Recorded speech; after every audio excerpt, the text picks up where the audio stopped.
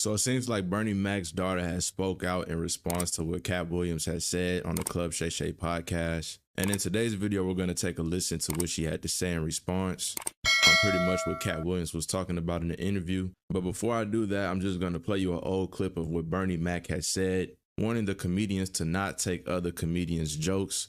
So I'm going to let you guys take a listen to that first, and then I'm going to play the clip of Katt Williams speaking about it. And then after that, we're going to listen to what Bernie Mac's daughter had to say in response, and then we're going to close the video out. Not going to waste no more time. If you guys don't mind dropping a like on the video, that would be highly appreciated.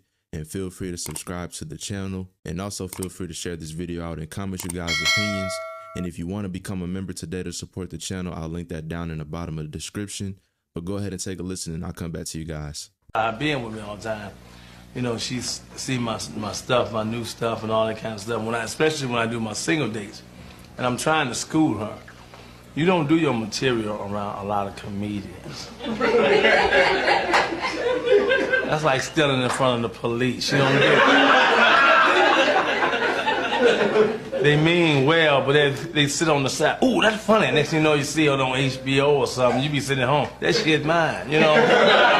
But ain't nobody gonna believe you. First come, first serve. You know. So when you do new stuff, you never. I'm telling you, for you comics coming up, never bring your stuff out in front of a house full of comedians. You will never work a lot.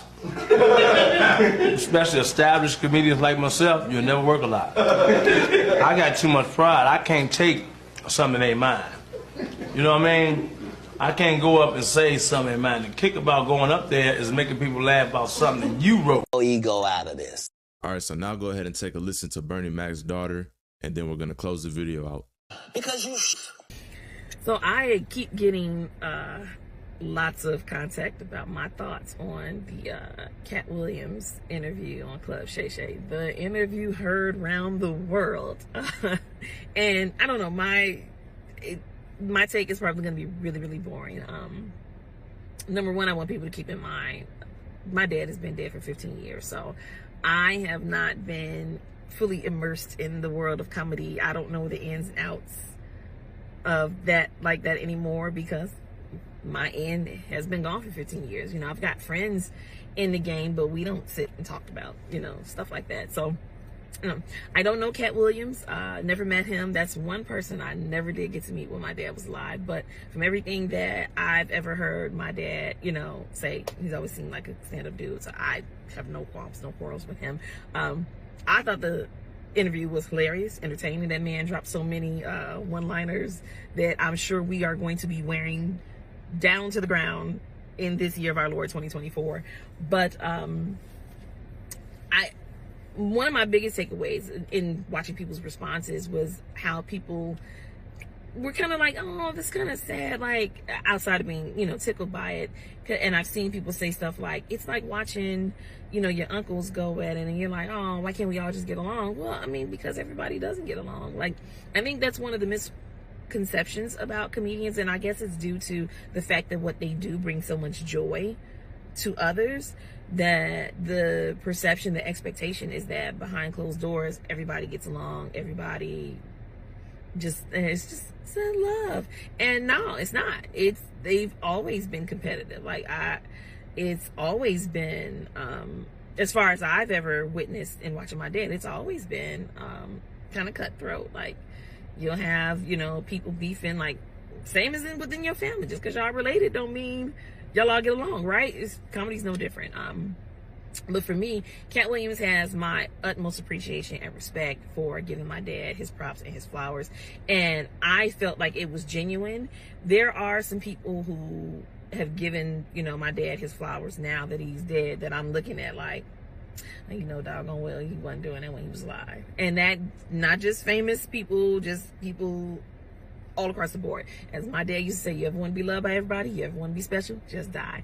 It's real easy to give lip service when somebody dies and you, oh, they were so wonderful. And that's not how you felt when they were alive. But when Katt spoke of my dad, for me, I felt his heart. I felt that it was genuine, and I appreciate it. Again, it's been 15 years since my dad's been dead. If you follow me at all, you know I've said this repeatedly. Like, it does my heart good to know that my dad was a stand-up guy, that the man that I knew him to be was who he actually was to people, because that's the thing. Like, we can love people and think they one way and then find out later no. And I say, like, in 15 years, if he was an asshole, somebody by now would have been like, let me tell you about that mother. So that is not the case with my dad. Makes me so proud, and I just really appreciate what I believe the genuine love and respect that Katt Williams showed my father. It is so much appreciated. Much love and mad props to Katt Williams.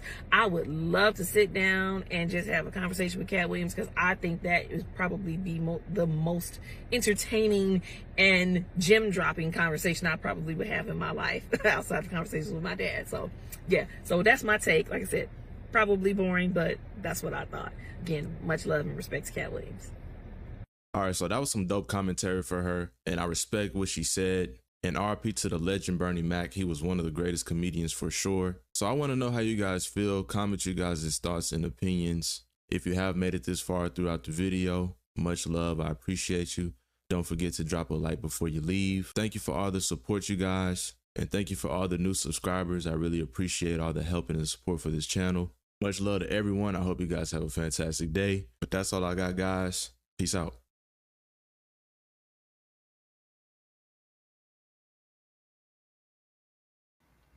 One of the things I really respect about Katt Williams is his ability to see into the future, his ability to tell a lot of things, his ability to dive into the future, to see and to tell a lot of things. A lot of things he said in that Shannon Sharp interview that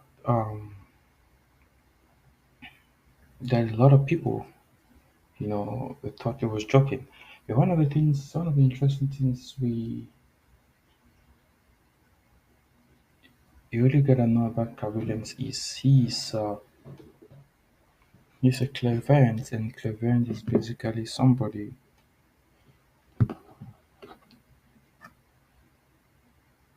that is a psychic. He's a clairvoyant. He can tap, look, and see into the future, and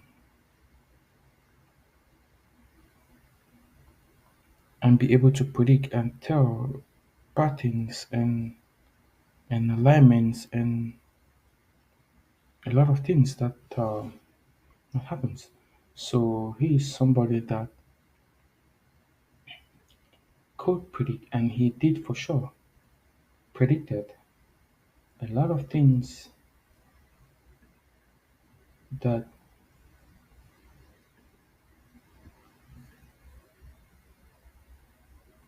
did happen.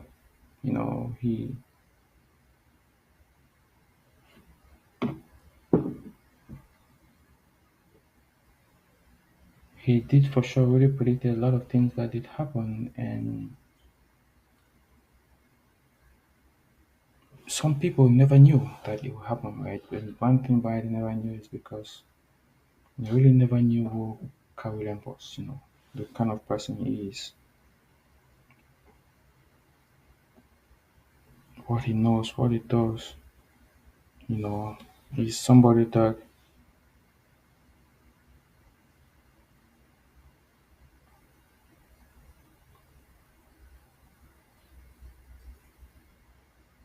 he's somebody that he's somebody that knows what he's doing. He's somebody that knows what he's saying. And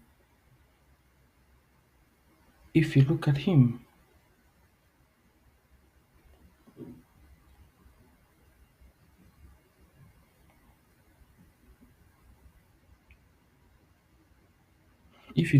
very, very well,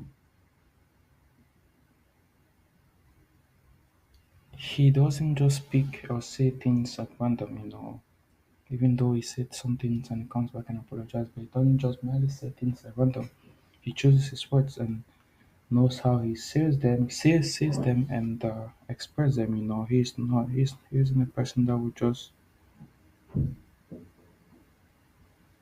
go about saying things for saying sake. He chooses them very well.